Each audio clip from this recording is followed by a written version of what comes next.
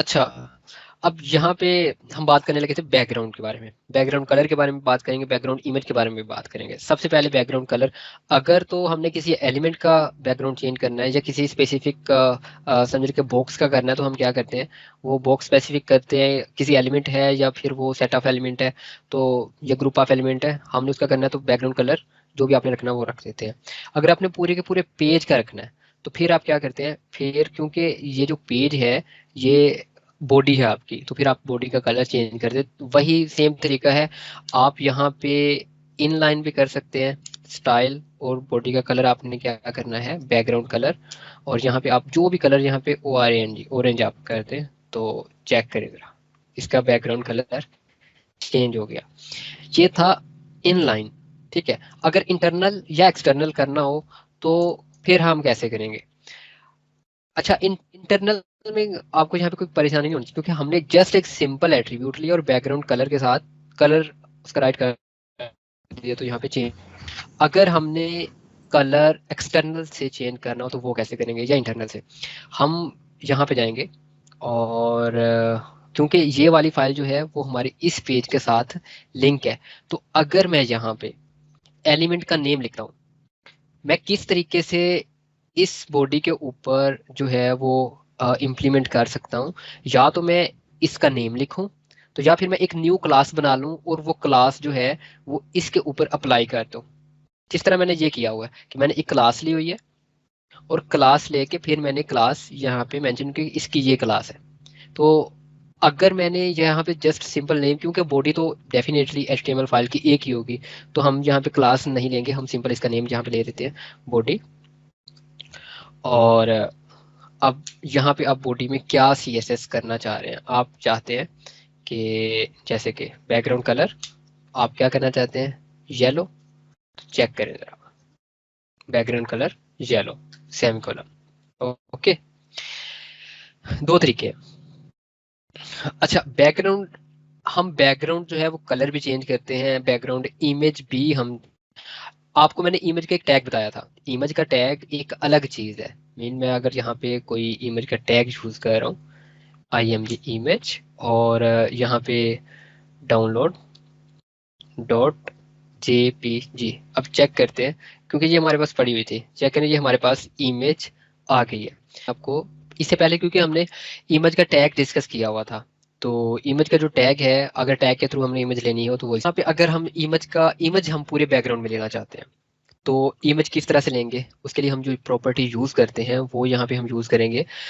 वही दो तरीके, या तो आप बॉडी में इंटरनल स्टाइल राइट कर लें, या फिर यहाँ पे आप एक्सटर्नल में जहाँ पे आपने बैकग्राउंड कलर लिया है, आप बैकग्राउंड इमेज ले सकते हैं, बैकग्राउंड इमेज URL, और URL के अंदर यहाँ पे आप इमेज जैसे कि डाउनलोड डॉट JPG, चेक करते हैं जरा।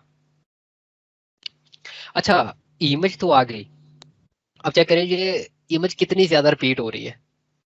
आप ये चाहते हैं कि नहीं, इमेज आपने लगा दी है लेकिन ये इमेज रिपीट नहीं होनी चाहिए, उसके लिए फिर आप क्या करते हैं, आप अच्छा, बैकग्राउंड इमेज ये प्रॉपर्टी है, अगर हमने बैकग्राउंड इमेज बैकग्राउंड पे इमेज लगानी हो, तो अगर हम ये चाहते हैं कि ये रिपीट नहीं होनी चाहिए, तो हम इसके लिए यूज करते हैं बैकग्राउंड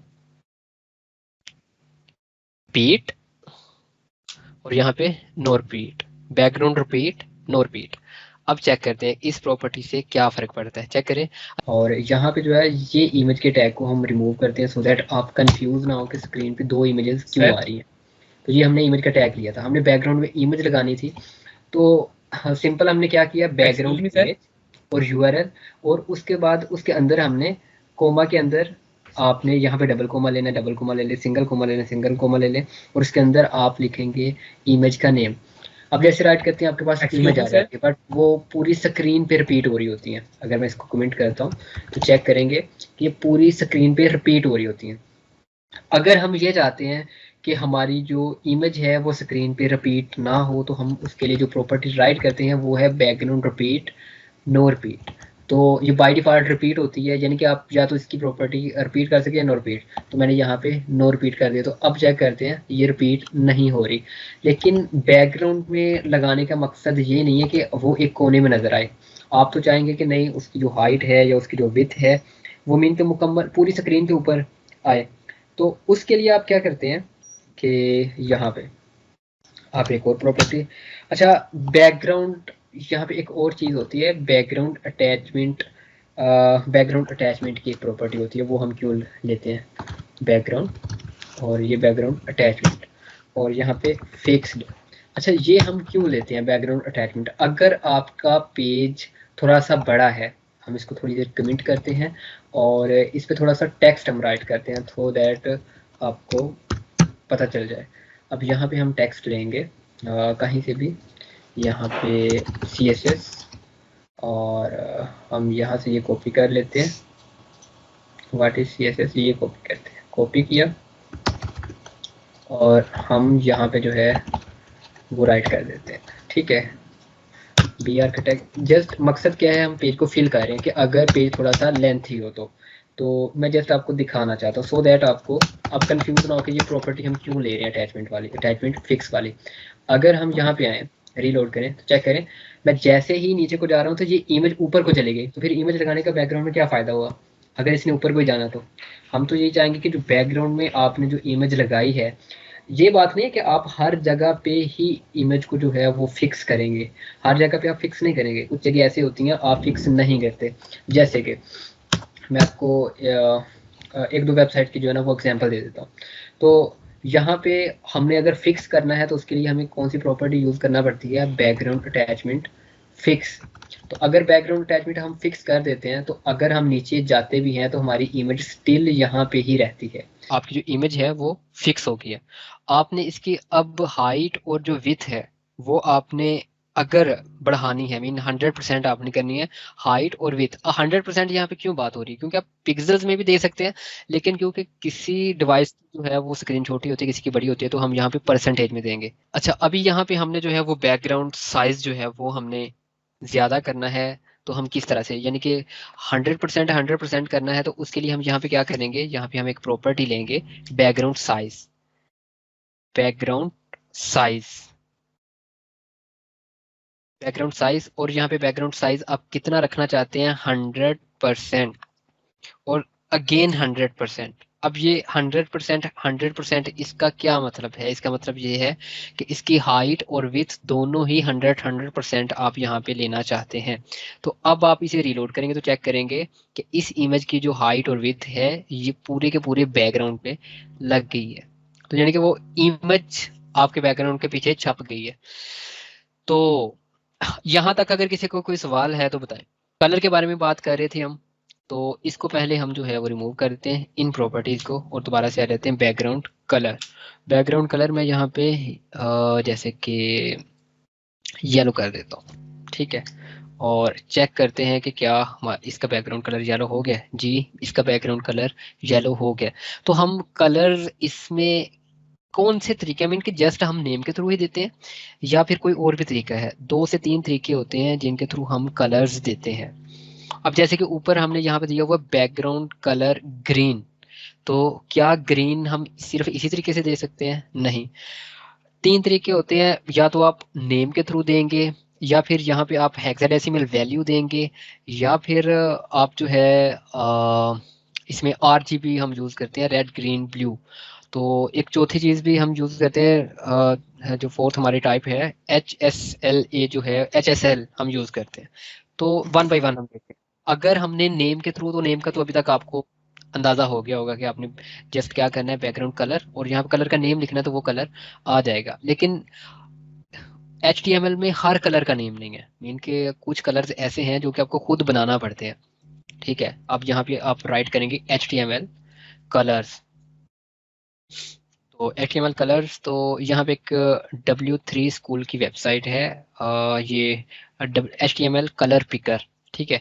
आप इसे ओपन कर लीजिए और यहाँ पे आपको जो है वो नजर आ जाएगा, जैसे कि चेक करें यहाँ पे कलर की वैल्यू और ये सारी चीजें, ये कलर का जो नेम है, यही 4 तरीके जो है वो हम यहाँ पे यूज करते हैं। कलर का यहाँ पे नेम क्या है, रेड, और अगर आपने इसकी हेक्साडेसिमल वैल्यू यूज करनी है तो वो आप हैश के साथ ऐसे यूज करेंगे। अगर आपने RGB में यूज करना है तो आप RGB में इस तरह से यूज करेंगे RGB, और फिर अंदर आप उसकी R mean red, G mean green और बी मीन ब्लू। और यहाँ पे भी इसी तरह से है, हैश के साथ जो फर्स्ट टू है वो है रेड, और जो सेकंड टू वैल्यूज हैं वो है ग्रीन, और जो थर्ड टू है वो है ब्लू। तो रेड ग्रीन ब्लू। HSL में हम जो है वो परसेंटेज में जो है देते हैं, लेकिन ये टाइप यूज़ नहीं होती। जो हम ज़्यादातर यूज़ करते हैं वो या तो हम नेम देते हैं, और नेम बहुत कम यूज़ होता है। ज़्यादातर कोड में हम यूज़ करेंगे, या फिर हम RGB में यूज़ करेंगे। RGB हम कहाँ पे यूज़ करना ज़्यादा एक्यूरेट रहता है?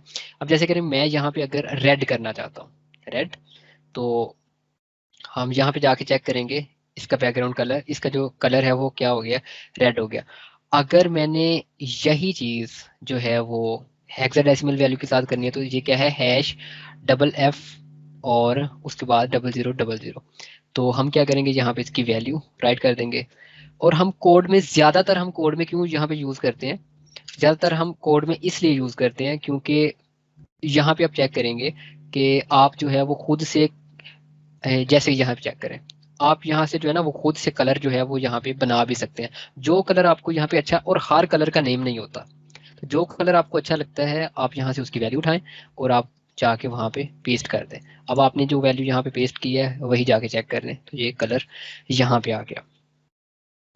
अच्छा, ये थी हेक्साडेसिमल। अगर आप, मैं इसका आपको जो है ना वो लिंक सेंड कर देता हूँ कि आपने जो कलर्स हैं वो स्काई पे जाते हैं, और ये हेक्साडेसिमल आप जो है वो ज्यादातर जो है हम यही यूज करते हैं, क्योंकि इससे बहुत ज्यादा कलर्स हैं। हमने कलर स्कीम पहले डिफाइन करना होती है। एग्जांपल के तौर पे अगर मैं इसी वेबसाइट पे जाऊं, तो ये नीचे इवेंट्स होंगे, मैं यहाँ पे ना आपको इवेंट्स, आपको मैं फर्स्ट टू इवेंट्स ही ओपन करके दे, ये इवेंट्स की ना अलग अलग से वेबसाइट्स हैं, तो मैं आपको एक तो ओपन करके दिखा देता हूँ। एक्चुअली ये मैंने सारे खुद प्रिपेयर की हुई है, तो जैसे चलिए ओपन होती है फिर आपको मैं दिखाता हूँ। तो आई थिंक ओपन हो गया। अब यहाँ पे चेक करें, आपको स्ट्रक्चर सेम नजर आएगा। यहाँ पे जो लोगो है उसका कलर, कलर स्कीम क्या है, सबसे पहले हमने जब वेबसाइट बनाना होती है तो हम कलर स्कीम पहले जो है वो डिफाइन करते हैं कि इसमें कौन कौन से कलर लगाने हैं और कैसे लगाने हैं। तो सबसे पहले हम कलर स्कीम, तो अब पूरी वेबसाइट आप चेक कर लेंगे आपको सेम कलर स्कीम ही मिलेगी। तो अब इसके साथ वाली पे अगर हम क्लिक करते हैं, तो अब चेक करें कि ये भी आपको सेम टू सेम वैसे ही लगेगी, कोई फर्क नहीं नजर आएगा इन दोनों में। तो अब जैसे नीचे आते हैं और इसको थोड़ा सा नीचे ले आए, तो बिल्कुल सेम टू सेम वेबसाइट है, कुछ फर्क नहीं, दोनों में कोई फर्क नहीं। जस्ट क्या है, उसकी कलर स्कीम अलहदा है, इसकी कलर स्कीम अलहदा है। तीसरी में अगर आते हैं, इसका भी यही सूरत हाल है कि इसकी कलर स्कीम अलहदा से। सबसे पहले हम कलर स्कीम डिफाइन करते हैं, और कलर स्कीम जो है वो कैसे डिफाइन करते हैं, ये जब आप वेबसाइट इस फील्ड में आ जाएंगे आपको आहिस्ता आहिस्ता पता लगना शुरू हो जाएगा। तो आप गूगल पे राइट कर लेंगे कलर स्कीम्स, वो आपको काफी ज्यादा कलर स्कीम्स आपको जो है ना वो बता देगा। तो पहले आपने कलर स्कीम डिफाइन, और कलर स्कीम हमेशा जो है वो एक्सी फाइल में होती है। आपको कहीं जरूरत पड़ जाती है, जैसे कि यहाँ पे आप चेक करें, मैंने यहाँ पे अगर राइट किया हुआ है, अ, यहाँ पे अगर मैंने यहाँ पे रेड कलर का कोड राइट किया हुआ है, मैं यहाँ पे आता हूँ और मैं इसे रीलोड करता हूँ, मेरे पास रेड है। अगर मैं यहाँ पे जो मैंने आपको यहाँ पे भी बताया कि अगर मैं यहाँ पे ये दूसरी चीज यूज करता हूँ RGB में, तो RGB में मुझे ये यूज करने का क्या फायदा, या क्या इसका मीन कि मैं इसे क्यों यूज कर रहा हूँ, क्योंकि ज्यादातर तो हम जो है वो हेक्साडेसिमल में यूज करेंगे। RGB में हम क्यों यूज करते हैं, तो अभी चेक कर लेते हैं। यहाँ पे मैं यहाँ पे RGB देता हूँ, चेक करते हैं, और यहाँ पे रिलोड करते हैं, रेड है, कोई फर्क नहीं पड़ा। तो इस थोड़ा सा इसका जस्ट फर्क होता है, हम RGB में जो है वो अल्फा की वैल्यू ले सकते हैं। अल्फा की वैल्यू कैसे ले सकते हैं और इसका क्या मतलब बनता है, हम जैसे कि यहाँ पे RGB यूज कर रहे हैं, इसके साथ हम अल्फा राइट करेंगे RGB, और यहाँ पे कोमा लगाएंगे, और यहाँ पे इसके साथ ओपेसिटी, आपने लफ्ज इससे पहले सुना होगा कि ओपेसिटी क्या है, किस तरह से यूज करते हैं। तो यहाँ पे आप जो है वो ओपेसिटी, ओपेसिटी के लिए जैसे कि मैं यहाँ पे जीरो, ओपेसिटी कहाँ से लेके कहाँ तक होती है, 0 से 1 तक होती है। अगर मैं 0.5 करता हूँ, तो मीन कि उससे जो उसकी ओपेसिटी जो है वो हाफ उसकी कम हो जाएगी। अब जी चेक करें ओपेसिटी। ओपेसिटी में आसान लफ्जों में आपको इस तरह से बताऊंगा कि अगर टॉप के ऊपर ये आपका कलर है, और इसके पीछे कोई इमेज है या कोई ऐसी चीज है, तो आप अगर इसकी ओपेसिटी कम कर रहे हैं तो इसका मतलब है कि वो पीछे वाली चीज आपको ज्यादा नजर आना, पीछे वाली चीज आपको जो है वो नजर आना, जितनी ज्यादा ओपेसिटी कम करेंगे पीछे वाली चीज आपको उतनी नजर आएगी। अब अगर मैं यहाँ पे 0.1 करता हूँ, अब चेक करें, ये रेड कलर की ओपेसिटी बहुत ज्यादा कम होगी और पीछे से जो येलो कलर है वो अब आपको नजर आ रहा है। अगर इसी तरह बैक में आपकी इमेज होगी, ठीक है, अगर हम यहाँ पे जैसे कि मैं यहाँ से ये कॉपी करता हूँ, मैं ये चीज कॉपी कर रहा हूँ और यहाँ पे मैं डाल देता हूँ, ठीक है ना। तो अगर इसके बैक में इमेज होगी तो आपको इमेज नजर आएगी, ये चेक करें बैक में इमेज है। तो ओपेसिटी अगर मैंने इसी तरह से ज्यादा करनी है, मैंने 0 से 1 के दरमियान में करनी है, ज्यादा से ज्यादा कितनी कर सकता हूँ, 1 कर सकता हूँ। तो अगर मैं 1 करता हूँ तो यानी कि इसकी ओपेसिटी फुल है, तो चेक करें ये आपको सॉलिड कलर नजर आएगा। जितनी आपने इसकी ओपेसिटी कम करनी है, 0.9 कर लें, 1 पॉइंट कम करना है 0.9, फिर 0.8, 0 जो है 7, 6, 5, इस तरह से, ठीक है। अब मैं यहाँ पे 0.5 अगर करता हूँ तो अब चेक करें कि इसकी जो ओपेसिटी है वो हाफ कम होगी, पीछे वाली जो इमेज है वो आपको नजर आ रही होगी। इन दो चीजों पे आपने जो है ना वो प्रैक्टिस करनी है, बैकग्राउंड इमेज पे और कलर पे। यही समझ रहे हैं कि आपकी एक्सरसाइज है और इसके अलावा कुछ भी नहीं है। किसी का यहाँ पे सवाल है, सर ये फुल स्क्रीन इमेज वाला एक बार रिपीट कर, ठीक है मैं फुल इमेज वाला आपको रिपीट कर देता हूँ दोबारा से। हम यहाँ पे क्या करते हैं, इसको मैंने रिमूव किया, REGB नहीं, RGBA, RGBA हम यूज करेंगे अगर हमने ओपेसिटी इसमें डालनी है, क्योंकि जो हेक्साडेसिमल वैल्यू होती है ना उसमें हम ओपेसिटी नहीं लगा सकते। तो ओपेसिटी हम या तो SLA में लगा सकते हैं या फिर RGBA में लगा सकते हैं, तो हम RGB में लगाएंगे। तो वैसे जो मोस्ट यूज होती है वो हेक्सी आपकी वैल्यू यूज होती है हैश के साथ। इनको जब आप प्रैक्टिस करेंगे ना आपको समझ आएगी, आपने RGBA के साथ लाजमी प्रैक्टिस करना है और दूसरा हेक्साडेसिमल वैल्यू के साथ लाजमी प्रैक्टिस, ये दो चीजें आपने लाजमी प्रैक्टिस करनी है। अच्छा, और क्या सवाल है आपके, ट्रांसपेरेंट करने, हाँ ट्रांसपेरेंट वही ओपेसिटी वही चीज होती है ना कि जितना आप उसको ट्रांसपेरेंट करना चाहते हैं तो उसके लिए आप उतनी वैल्यू देंगे, ठीक है, हेक्सी में नहीं हो सकता। अच्छा, यहाँ पे हम इसको रिमूव कर देते हैं और अब दोबारा से हम जो है वो बैकग्राउंड इमेज पे आ जाते हैं। रीलोड करता हूँ, बैकग्राउंड में कुछ भी नहीं है। अगर आपने बैकग्राउंड इमेज लेनी है तो आप या तो आप यहाँ पे बॉडी का टैग लेके और यहाँ पे यानी कि ये बॉडी का टैग है, यहाँ पे आपने इसके ऊपर पूरी बॉडी के ऊपर आपने इमेज अप्लाई करनी है। तो आप यहाँ पे बॉडी का टैग ले रहे हैं और यहाँ पे ब्रैकेट्स और इसके अंदर अब आप प्रॉपर्टी राइट करेंगे, बैकग्राउंड इमेज, जिस तरह बैकग्राउंड कलर था इसी तरह बैकग्राउंड इमेज है, बैकग्राउंड इमेज। और बैकग्राउंड इमेज अब यहाँ पे URL और उसके बाद ब्रैकेट्स, उसके बाद यहाँ पे कॉमा और फिर यहाँ पे आएगा इमेज का नेम। और इमेज जो भी आप लगाना चाहते हैं वो आपके फोल्डर में पहले से पड़ी होनी चाहिए, क्योंकि ये तो अब आपको पता है कि मैंने FYP में ये डाउनलोड डॉट JPG पहले से इमेज रखी हुई है। अगर नहीं रखी हुई तो आप उस फोल्डर में पहले से जाके इमेज रख लें, फिर वो वाला नेम आप यहाँ से कॉपी कर लें बेशक, और या खुद राइट कर लें। ये कॉपी किया और मैंने यहाँ पे पेस्ट कर दिया। मैं चेक करता हूँ क्या फर्क पड़ता है, बैकग्राउंड में इमेज सक्सेसफुली लग गई। लेकिन मैं चाहता हूँ कि नहीं, रिपीट नहीं होनी चाहिए, ये बहुत ज्यादा रिपीट हो रही है, रिपीट नहीं होनी चाहिए। तो उसके लिए फिर मैं क्या करूंगा, बैकग्राउंड, बैकग्राउंड और बैकग्राउंड रिपीट की प्रॉपर्टी है और यहाँ पे no repeat, background repeat no repeat. इससे क्या होगा कि आपकी इमेज रिपीट नहीं होगी। नेक्स्ट मैं चाहता हूँ कि ये फिक्स हो जाए, मीन जैसे मैं नीचे जाता हूँ तो ये ऊपर चली जाती है, मैं चाहता हूँ कि ये फिक्स हो जाए। उसके लिए एक और प्रॉपर्टी है, background attachment, background attach, background, background attachment और यहाँ पे फिक्स्ड। अब चेक करते हैं कि बैकग्राउंड अटैचमेंट फिक्स से क्या होता है। अब मैं जैसे नीचे भी आ रहा हूँ तो ये पीछे फिक्स हो चुकी है। अब मैं कहता हूँ इसकी हाइट और विड्थ जो है वो 100% हो जानी चाहिए। तो मैं इसकी हाइट और विड्थ जो है वो 100% कर देता हूँ। बैकग्राउंड साइज, बैकग्राउंड 100%, 100%, ठीक है, करते हैं। ठीक है, अब ये है बैकग्राउंड इमेज, हम कैसे लगाते हैं प्रैक्टिस कीजिएगा। कहीं से अगर किसी को नहीं समझ आए तो मुझसे पूछ सकता है। हाँ, आज के लिए बहुत है, मैं जस्ट रिपीट कर रहा था कि मीन के किस तरह से हम जो है वो बैकग्राउंड इमेज लगाते हैं। किसी का अगर इसमें कोई सवाल है तो बताएं।